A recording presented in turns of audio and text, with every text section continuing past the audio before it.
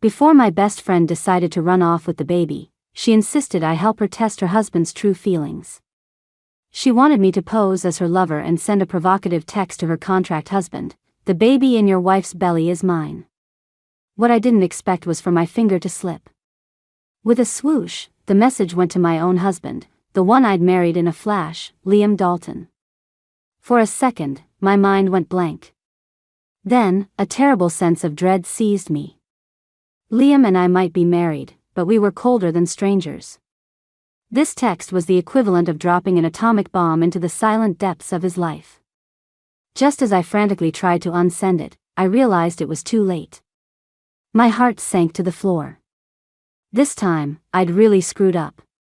I stared at my phone, my thoughts a tangled mess. How was I going to explain this? Say it was a prank? Or pull a cliché soap opera plot and claim my phone was stolen?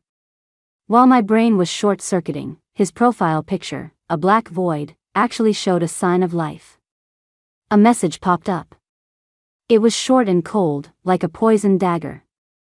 Liam, who? Just one word, but it hit me with the force of a thunderclap, piercing my heart right through the screen. I jumped, then forced myself to type back with a calmness I didn't feel, "Sorry, sent to the wrong person." I let out a long breath after hitting send, thinking the storm had passed. I was so naive.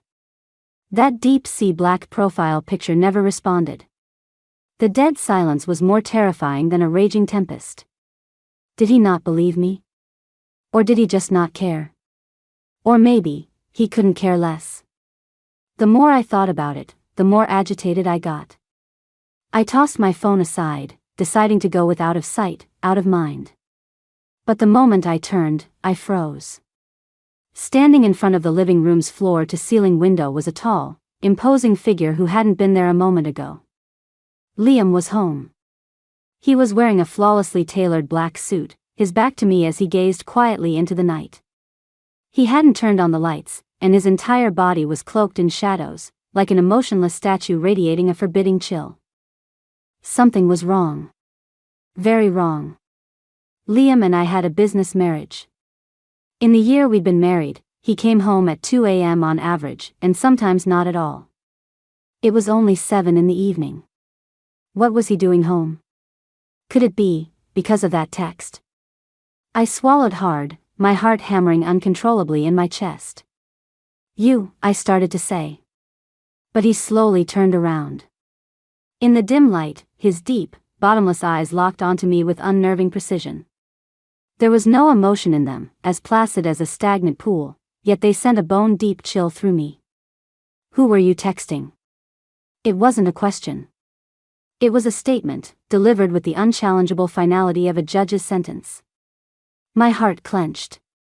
I instinctively hid my hands behind my back and forced what I hoped was an impeccable smile.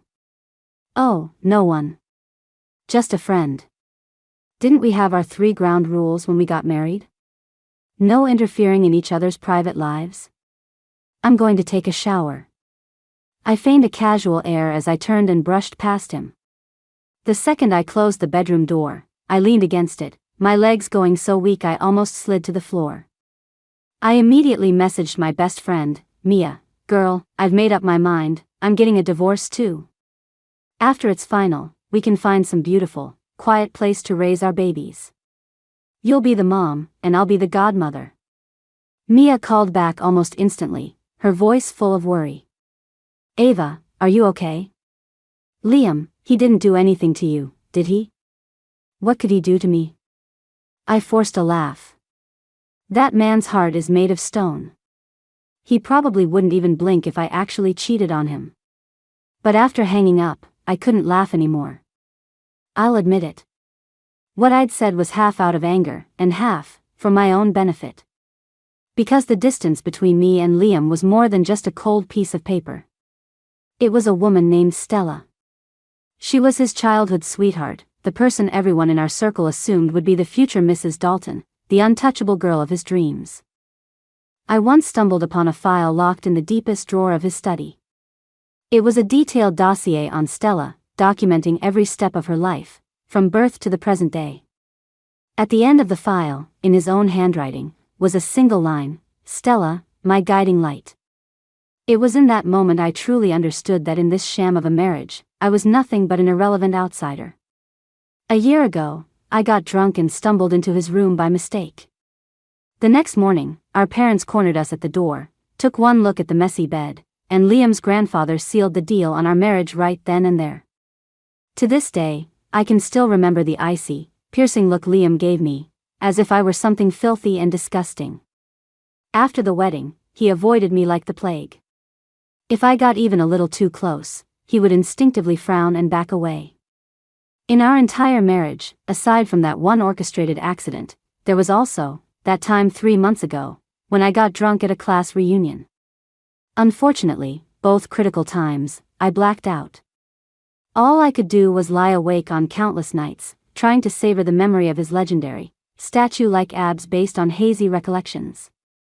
The more I thought about it, the angrier I got, a fire rushing straight to my head.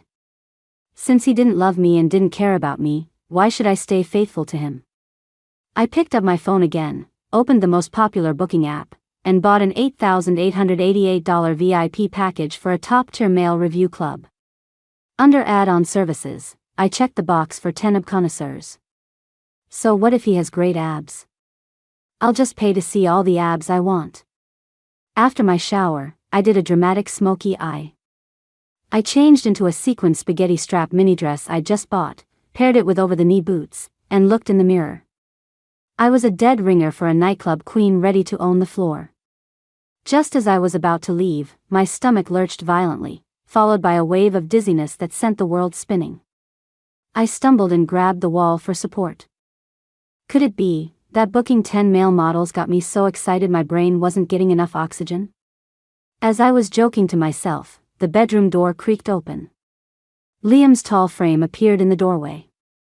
He'd changed out of his sharp suit and was now wearing a gray silk robe, the collar slightly open, revealing a firm chest and elegant collarbones. He looked down at me, his brow furrowed. "Not feeling well?" "I'm fine." I covered my mouth, fighting back the nausea, and tried to slip past him. But the dizziness grew stronger. My vision went black, and I flailed my arms, my hand grabbing the collar of his robe as I lost my balance and fell into his chest. My fingers landed, by some miracle, right on his firm abs. They were warm and hard to the touch, even more perfect than I remembered. In the final second before I completely lost consciousness, I thought I heard a very soft grunt escape his lips. When I woke up again, I was in a VIP room at the hospital. The faint scent of disinfectant filled the air, and a cold 4-needle was stuck in the back of my hand. Liam was sitting by the bed, his face so dark it looked like it could drip ink. The doctor, however, was beaming at me. "Mrs. Dalton, congratulations. You're 10 weeks pregnant. You need to get plenty of rest. If Mr. Dalton Sr. hears this wonderful news, he'll be ecstatic." I stared, wide-eyed, feeling as if I'd been struck by lightning. Pregnant? I was pregnant? "Mrs. Dalton, why do you look so pale? Are you feeling unwell somewhere?" The doctor asked with concern, then turned to Liam. "Mr. Dalton, your wife is pregnant. This is when she needs nutrition and companionship. You can't keep focusing all your energy on work." I instinctively looked at Liam. He was looking at me, too. His gaze was complex, probing, with a hint of a coldness I couldn't decipher. Our eyes met, and I felt a profound sense of guilt. That one time, 3 months ago. It had actually hit the jackpot on the first try. In that moment, a million thoughts raced through my mind. This baby couldn't have come at a worse time. Would he believe the baby was his? Especially after I'd sent a text like that? Despair washed over me. Liam remained silent, and the air in the room was suffocatingly tense. It wasn't until the doctor mentioned calling his grandfather to share the good news that Liam finally spoke, his voice void of emotion. "It's only 10 weeks. It's not stable yet. Don't tell my grandfather for now." That sentence was a knife twisting in my heart. Not stable. The subtext was that this baby could be gone at any moment.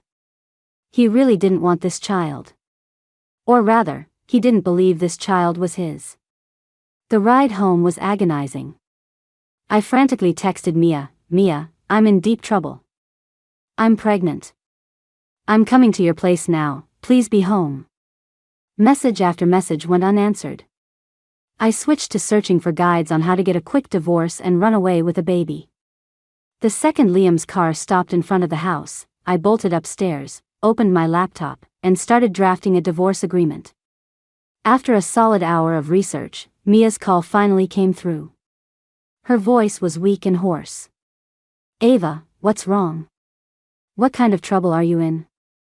I recounted the roller coaster events of the past 2 days. I'm a pretty well-known jewelry designer, after all. Once we're divorced, I'll go abroad, work hard, and support you and both our kids, I said, planning our future. Mia and I came from the same social circle and were seen as arch rivals growing up.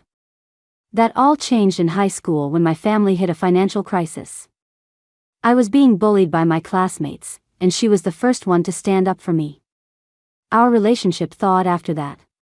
We've been inseparable best friends ever since. But, is Liam just going to let it go? Mia asked cautiously. I clutched my phone tightly, my lips moving, but no sound came out. I was in love with Liam. Deeply, deeply in love. In my senior year of high school, I rejected the class president, and he cornered me by a dirty ditch in the alley behind the school. He spat at me viciously, I only chased you because your family was rich. It was a favor to you. Now that your family's about to go bankrupt, you still have the nerve to act so high and mighty? He tried to force me to be his girlfriend, threatening to make me soak in the ditch until I reeked. Just as I hit my lowest point, Liam appeared. He was like a beam of light, cutting through the darkness above me. He pulled me out of that foul-smelling ditch, not caring at all that I was covered in mud and filth. He not only went with me to the police but also used his connections to force that class president to publicly apologize to me in front of the entire school. In the darkest, most depressing time of my life, he was the only warmth I had. From then on, my feelings for him spiraled out of control. We slept together, so I didn't lose out, I said to Mia, forcing a smile. You're still my favorite person. I'm happiest when I'm with you. We can push our strollers side by side while we go grocery shopping. Just thinking about it is awesome. I got more and more excited, intentionally raising my voice. Not like Liam, who I never see. What's the point of being handsome and having a great body? He doesn't deliver. I let out a cold laugh. Twice a year. All show and no go. I'm definitely divorcing him. Crash. A sharp sound came from the doorway. I whipped my head around to see Liam standing there. At his feet was a shattered thermos, and the rich chicken soup he'd carefully simmered was splattered everywhere. The thick broth had splashed onto the cuffs of his expensive, handmade suit pants, looking particularly messy. Ava, honey, why did you stop talking? What happened? Is Liam there? Did he lay a hand on you? I'm buying a plane ticket back right now. Mia sounded frantic on the other end of the line. My heart skipped a beat. I'm fine, don't worry. I quickly hung up and hid my phone behind my back. Liam was still frozen in the doorway. His thin lips were pressed into a tight line, his eyes glinting with a cold, dark smile. You want a divorce? You wish. With a distinct grinding of his teeth, he turned and called downstairs to the housekeeper, Mrs. Davis, the master bedroom is a mess. Come up and clean it. Mrs. Davis, our housekeeper, rushed up the stairs. Seeing the mess, she wrung her hands in distress. Oh my, sir, how could you be so careless? This is the chicken soup you spent over an hour making. Was it too hot to hold? I told you I'd bring it up, but you insisted on doing it yourself. Now look, all that effort wasted. And look at your hand, it's all red. Mrs. Davis's chattering snapped me out of my shock. This soup, Liam made it himself? For the baby in my belly? The next second, Liam's phone rang. He answered, his voice instantly reverting to its usual cool tone. Okay, I'm on my way. After hanging up, he glanced at me and started to leave. I don't know where I found the courage, but I stepped over the broken glass, rushed forward, and blocked his path with my arms outstretched. Did I say you could leave? Since you heard everything, let's get this straight. I'll have the divorce papers drafted by tomorrow. You can sign them before you go see your precious sweetheart.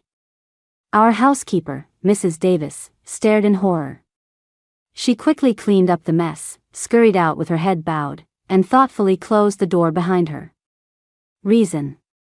Liam's voice was as cold as ice. Because you're a twice-a-year man. I mimicked the venomous female villains from TV shows, a mocking smile on my face. Some guys can go more than twice in one night. Liam tossed the soup-stained suit jacket onto the floor. With his well-defined fingers, he slowly undid the top 2 buttons of his shirt, revealing his elegant collarbones. He advanced on me, step by step. If that's the reason. He shot his hand out, grabbing my wrist and pinning me against the wall. His voice was impossibly hoarse. I can change that. It was 10 at night. This time, I wasn't drunk. Neither was Liam. The veins on his temples pulsed as he braced his hands on either side of me, trapping me completely. His hot breath fanned across my face. Ava. He said my full name. Then, a storm of fierce, possessive kisses rained down on me. My palms grew slick with sweat. My hand uncontrollably crept up to his waist, my fingertips just barely grazing the hard lines of his abs. Liam let out a muffled groan. And then, he actually stopped. Just as things were heating up, it all came to a screeching halt. I have things to do tonight. Behave, and don't provoke me with words like that again. He frowned, forcibly suppressing the desire in his eyes. The emotion flickered and vanished so quickly I couldn't catch it. I can pretend I didn't hear what you just said. So. Even in a situation like this, he could slam on the brakes. And regain his composure in a second. His phone rang again at the most inconvenient time. A bright female voice came from the other end, tinged with a hint of grievance. Liam, I've been waiting at the airport for almost 2 hours, and it's pouring rain. When are you coming? I recognized it. It was Stella's voice. Be right there. Liam hung up, glanced at the suitcase by my bed, and gave a cold command to the butler outside the door. Until I return, no one in this house is to take a single step outside. Outside the window, a torrential downpour raged, punctuated by flashes of lightning and rumbles of thunder. Without a backward glance, Liam plunged into the rain. I watched his resolute back, my heart aching with sharp, stabbing pains. In the end, he still chose Stella over me. My phone screen suddenly lit up. It was my burner account, the one posing as my mysterious lover. I'd received a message from Liam. Liam, is 10 million enough? Liam, I can add more if it's not. I couldn't figure out his angle. Dude, what are you talking about? Liam, take the money and get out of her life. Don't ever appear in front of her or the child again. He really had misunderstood. He truly believed the baby in my belly belonged to someone else. Better to rip the band-aid off. I took a deep breath and typed out a message, I love her. You can't just buy me off. Ava and I are in love. Liam, 100 million. Had Liam lost his mind? On his way to pick up his dream girl, he still had the time to haggle with my lover? I laughed, half in anger, my fingers flying across the screen. So, you're planning to spend 100 million to play stepdad to Maya and Ava's baby? Dude, are you insane? You don't even love her. As I typed that last line, it felt like an invisible hand was squeezing my heart, the pain so sharp I could barely breathe. I had confessed to Liam before. Ever since he pulled me out of that ditch, I couldn't stop paying attention to him. To get into the same university as him, I studied my ass off. Unfortunately, I didn't get into his school. Just a university next door. The day our college entrance exams ended, I mustered all my courage and sent him a text, "Do you need a girlfriend?" He replied with 2 words, "Don't need one." I didn't give up. I would accidentally run into him on his campus. I'd sneak him water at all sorts of parties. I knew he liked to feed the stray cats at school, so I'd go and wait by their little den an hour early. I thought he had just forgotten the muddy girl from the ditch. Now I knew. It wasn't that he didn't need a girlfriend, it was that his heart was already taken. My phone vibrated again. Another message from Liam, "That's none of your business." 100 million. Is it enough?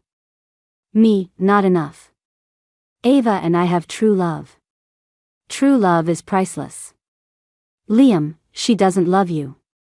Those 4 words were like a needle stabbing my heart, instantly igniting my competitive spirit. I scrolled through my photo album, found a few pictures of me and Mia from a trip we took back in the day, and sent them all to him. Me, that's hilarious. Look how happy 18-year-old Ava was with me. Me, I've known her since we were 18. The fire in her eyes when she looks at me is all the proof of her love I need. You two should just get a divorce and go your separate ways. On Liam's end, the screen showed typing, for a full 5 minutes, but ultimately, nothing came through. I couldn't be bothered with him anymore. I turned off my phone and gently stroked my flat stomach. Liam has such good genes. Even if we divorce, having his baby around doesn't seem so bad. Liam didn't come home that night. The next day, on my burner account, I saw Stella's new social media post, 3 years apart. "I've missed you so much." The picture showed 2 steaming cups of coffee, with the suite of a high-end hotel in the background. Rage shot through me. I ranted to Mia, then tried to leave the house, only to be blocked by the butler. It wasn't until evening that Mia called me, frantic. "Ava, now it's my turn. I'm in trouble." "What's wrong?" "That lunatic Noah has been calling me for days and I haven't picked up. He just flew back on his private jet, and now he's looking for me." "No, wait, I think he's looking for you." Mia's husband, Noah, grew up abroad.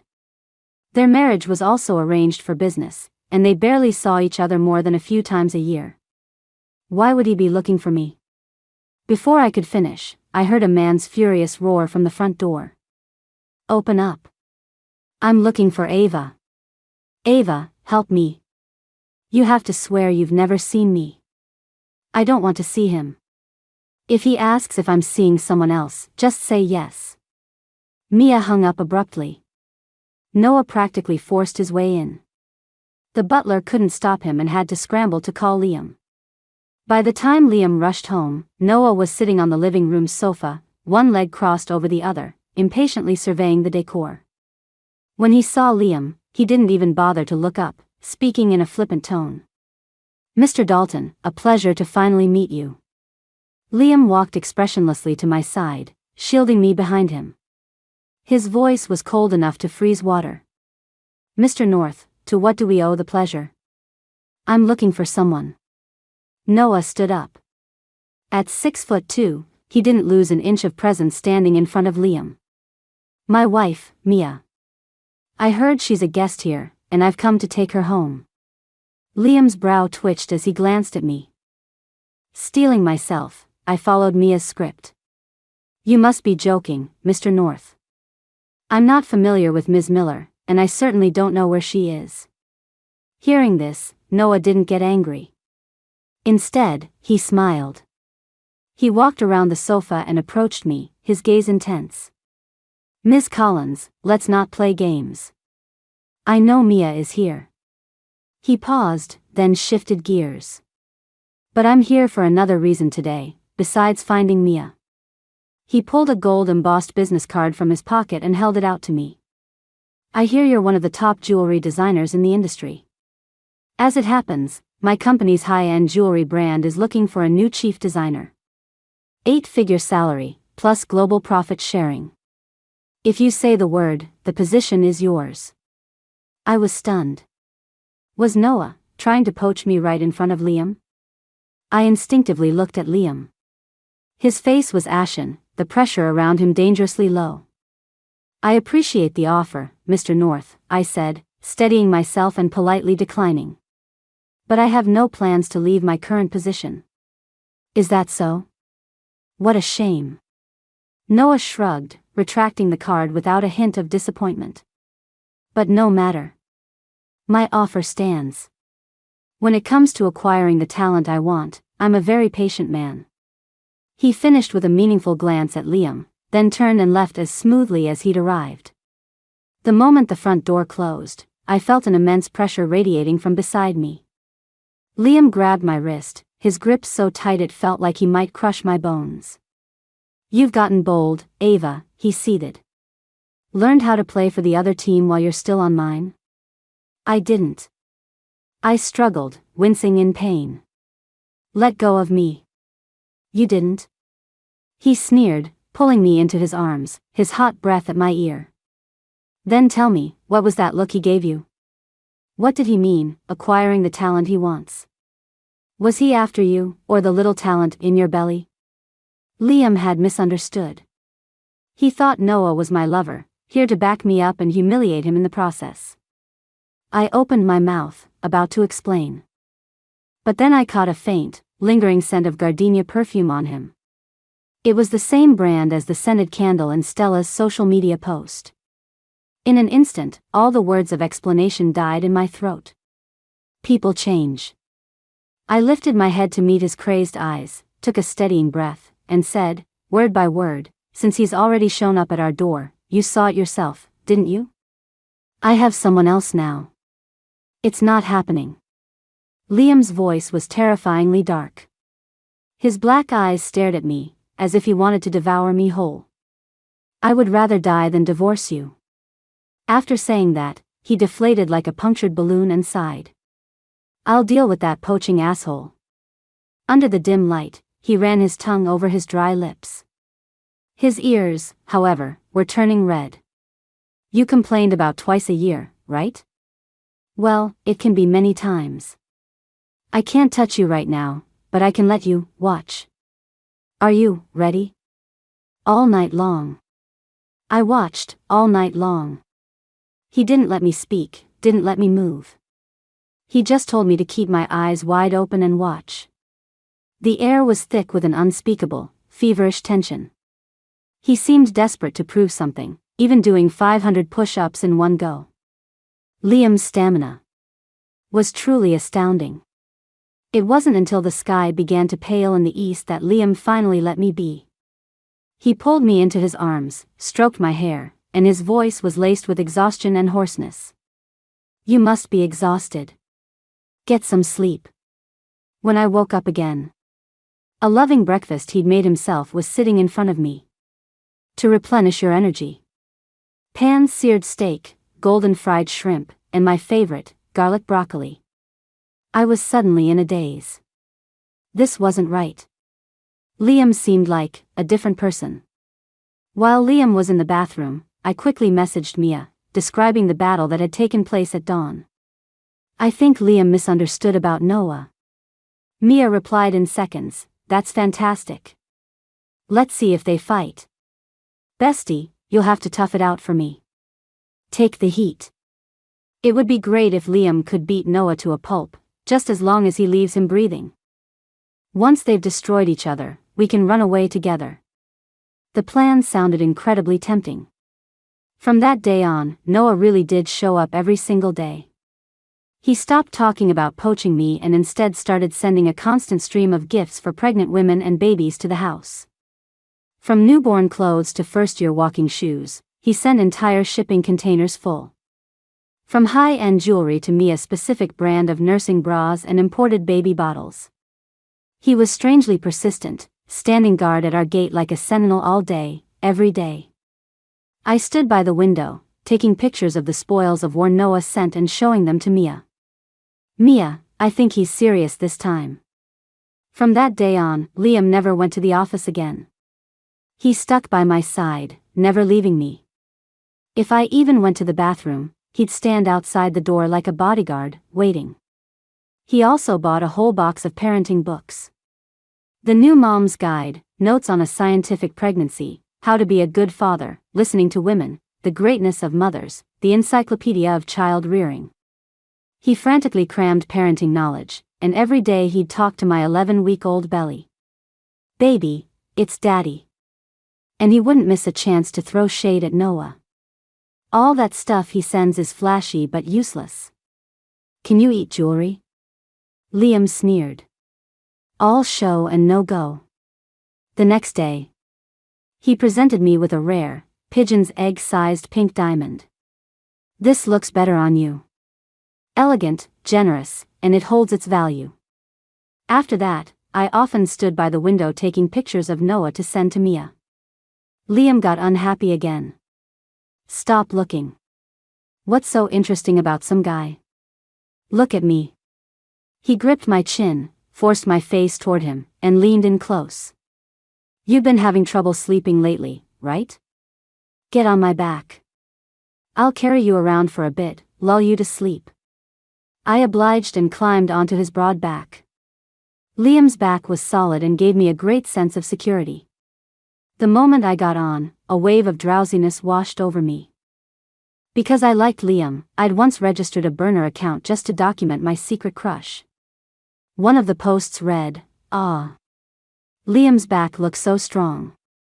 I wish I could just climb on and fall asleep, have him carry me and rock me to sleep." I never thought that wish would come true this way. When I woke up, Liam was gone.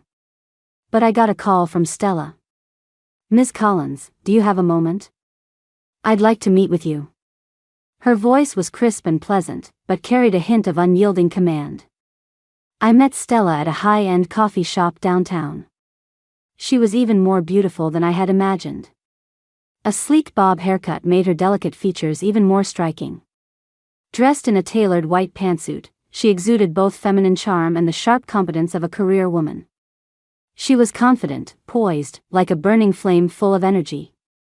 "I heard you're pregnant." She got straight to the point, her eyes falling on my flat stomach. I instinctively covered my belly and nodded warily. She suddenly laughed. Her smile was radiant, but it made me uneasy. "Congratulations. You finally got what you wanted." I frowned, not understanding what she meant. "You don't have to look at me so defensively," she said, taking a delicate sip of her coffee. "I have no ulterior motives toward Liam. We grew up together, and I've always seen him as a brother." "Is that so?" I raised an eyebrow, clearly skeptical. "You don't believe me?" She put down her cup, took a USB drive from her purse, and pushed it across the table to me. "This has the answers you're looking for." I hesitated for a moment before taking it. "Ava," she said, her smile vanishing as she looked at me seriously, "I know there are a lot of misunderstandings between you and Liam. I asked you here today because I want you to know that he isn't as indifferent to you as you think. He almost didn't make it through that year, all because of you." My eyes flew open in shock.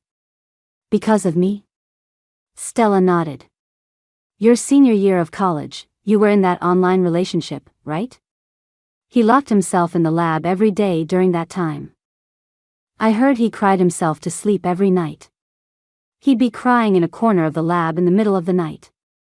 He scared a timid younger student so badly she thought the lab was haunted. It's a shame I was already abroad. I would have loved to see that for myself." I was so stunned I couldn't say a word. I had heard about this. But the version I heard was that Liam was heartbroken because Stella had gone abroad. "Liam told me not to tell you any of this. He said to let the past be the past," Stella sighed. "But I don't want to see you two miss out on each other because of these pointless misunderstandings. Once you see what's on this drive, you'll understand." With that, she stood up and left. I clutched the USB drive, my mind a jumble of emotions. The first thing I did when I got home was plug the drive into my computer. There was only one video file on it. When I clicked play, I saw a recording from a party. In the video, Liam was completely wasted. He was red-faced, smiling foolishly at the camera. Yeah, it was me crying. I miss her. She doesn't want me anymore. How could she do this? She flirts with me and then takes no responsibility. Is she some kind of player? But I don't care if she's a player. Can't I just let her be my sugar mama? Then he slumped onto the table and started sobbing his heart out. That year, on the university forum, I saw endless posts about Stella and Liam. Everyone said they were a match made in heaven. I thought they were really together, which is why I gave up, heartbroken.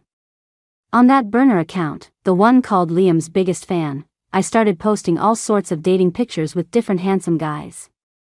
Mia told me, date a few more guys, and you'll realize Liam isn't all that great. At my most extreme, I went through 3 boyfriends in 1 month. All of them were chosen based on Liam's standards. But none of them could compare to him. Trying them out only made me realize Liam was even better.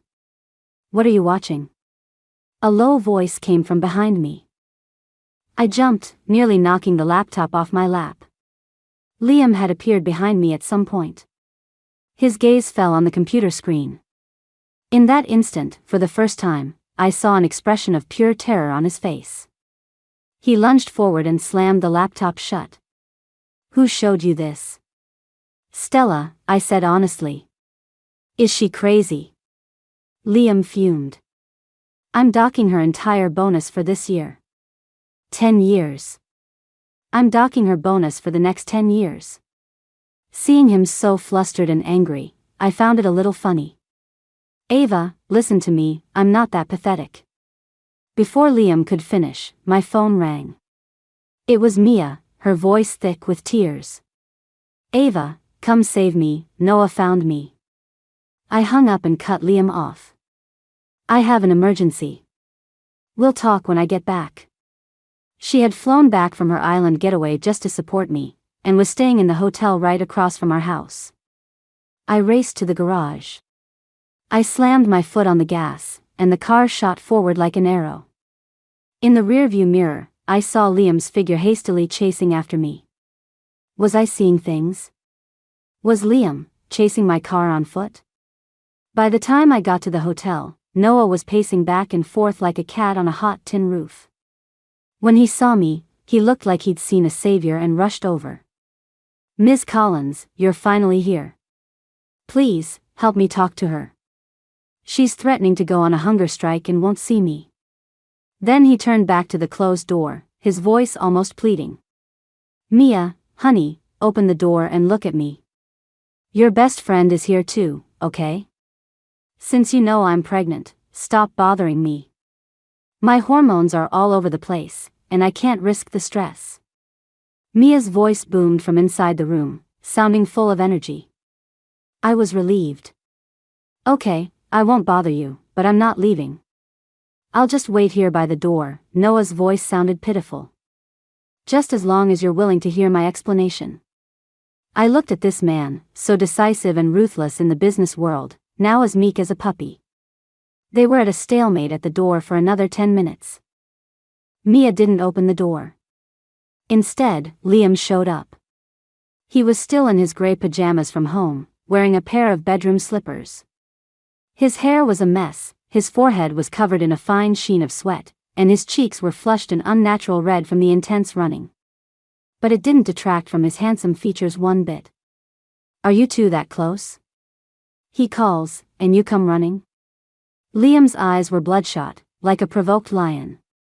Ava, did you rush to get away from me just to have a secret rendezvous with him?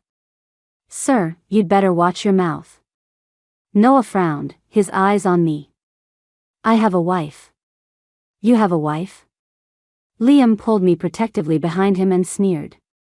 You have a wife and you're still out here trying to steal someone else's? Sir, my wife is in this room. If you keep talking nonsense, I'll sue you for defamation. Just as Noah finished speaking, Liam seemed to remember something. He whipped out his phone and made a video call to my mysterious lover burner account. The phone in my pocket started vibrating uncontrollably. I couldn't even muffle the sound. Ava. Liam's hand clamped down on my wrist. He half dragged, half carried me into an empty suite next door. Click. The door was locked. In the empty room, only our heavy breathing remained. A bead of sweat still glistened on Liam's collarbone. He stared at me, panting, his eyes full of hurt and malice. Was it fun? Playing me like that? He retaliated by leaving a hickey on my neck, sealing my lips with his before I had a chance to speak. When I finally got a chance to breathe, I rushed to say, "Let me explain." "Talk." He stopped, his eyes like a wolf's, locked on me. It was all a misunderstanding. Who knew I was pregnant too? I explained everything at top speed. "If you don't believe me, you can go check next door. The person in there is Mia." Liam fell silent. A few seconds later, the fury in his eyes vanished, replaced by an incredulous, wild joy. He asked cautiously, "So, the baby is mine?" "Yeah." "So, you've always liked me?" The joy in his eyes deepened, as if he were about to devour me whole. "I guess." "You guess?" "Yeah. What about you?" I asked back. "Always." His gaze was firm, leaving no room for doubt. "Really? Then after the college exams, when I asked if you needed a girlfriend, why did you say no?" This had bothered me for years. "Because I didn't. I already had you." Liam blushed, his voice dropping to a mumble. "At the class party after the exams, you confessed to me, and I agreed. Weren't you my girlfriend? Why would I need another one?" "What? Ava, you're too much. From that day on, you started being hot and cold with me. Did you regret being with me?" Liam's eyes fell, the joy in them quickly replaced by a sense of grievance. Showing up in front of me, then suddenly disappearing, playing with my feelings, was that fun? The class party after the college exams. Oh God. I was blackout drunk that night. I only vaguely remember grabbing Liam by the collar, pinning him against a wall, and copping a feel of his abs. I also kissed him on the cheek and declared, "From now on, you're my man." The next morning, I was complaining to Mia, I had a wet dream. I dreamt I totally conquered Liam. Too bad it was just a dream. I'd never have the guts to do that in real life. "Ava, don't do this to me ever again, okay? My heart can't take it." Liam took my hand and kissed it. "I'm taking you home, okay?" He led me back to our house. But we didn't go upstairs. He took me to the basement. I had always thought the basement was just for storage. But when Liam turned on the light, I realized it was a completely different world. It was a secret jewelry design studio. All sorts of professional equipment I had never even seen before were neatly arranged. The walls were covered in design sketches, every single one of them featuring the same woman. Me. 16-year-old me from my middle school graduation photo. 18-year-old me from my high school graduation photo. 18-year-old me, covered in mud after he rescued me from the ditch. There were also all sorts of candid shots of me feeding stray cats, waiting for him at his school gate. And in the very center of the studio stood a glass display case. Inside, a necklace lay quietly. Its design was intricate and exquisite, clearly the work of a master. The pendant was a pigeon's egg-sized pink diamond, sparkling brilliantly under the light. I was too stunned to speak. "It's for you." Liam hugged me from behind, resting his chin on my shoulder. "It took me 10 years to design and create this. The first time I saw you, 10 years ago, I thought you were the most dazzling person in the world. I bought this pink diamond at an auction, spent everything I had. Because its color was just like your cheeks when you blush. And then, after you confessed, and then acted like it never happened, I decided I had to marry you. Make it so you could never run away again." Liam's face was beet red, all the way to his ears. He said he started working out like crazy because he stumbled upon my burner account and found out I liked muscular guys. He only orchestrated that accident at the hotel after learning I had broken up with someone again. When I touched his face and called him Liam, he was so angry he wanted to call me a player. But then he had an idea and decided to make me take responsibility for him. So he called our parents. Who knew that after they actually got married, he was the one who chickened out, so scared of coming home that he might leave a bad impression on me. Then he found out I liked money and started desperately trying to earn more, thinking he could use it to tie me to his side forever. What about you and Stella? The school forums all said you two were together. In the basement, I couldn't help but ask. Those were all rumors. I funded her because I saw her talent. She's a rare find, and investing in her promised a high rate of return. Liam frowned at the mention of Stella. And as it turns out, my investment sense was right. I paid a fortune to bring her back from overseas this time, and she dared to show you that kind of video. No, I should just fire her. What if she has other videos? The more Liam thought about it, the more he felt it was a bad idea. He picked up his phone to make a call. I grabbed his hand. Don't be rash. Talent should be cherished. The night was quiet. Liam was finally tired. He leaned in and whispered in my ear, "From now on, no more drinking. You forget things when you drink. And no more talk of divorce. I'm begging you." That night, I slept more soundly than I had in a long time. 7 months later, Mia and I gave birth to our babies on almost the same day. Liam and Noah, 2 rookie dads, were run ragged by the 2 little ones every day. Stella came to visit, too. She secretly slipped me a hard drive. "Ava, take your time with this. I've deleted everything on my end. He really, really loves you." But Liam caught her in the act. He kicked Stella out and furiously gave HR a direct order: transfer her. Transfer her to Africa, immediately. Then he turned back to me, looking pitiful. "Honey, it's all ancient history. There's nothing worth seeing, don't look, okay?" I opened the video right in front of him. TSK, TSK. It was a completely different side of Liam. "I never knew you had it in you." He let out a frustrated laugh and scooped me into his arms. "I have another side too. Honey, I've been holding back for a year and a half. It's finally time to eat." What a shame. Such a top-tier set of abs. Only now do I get to truly enjoy them. But, well, there's always tomorrow.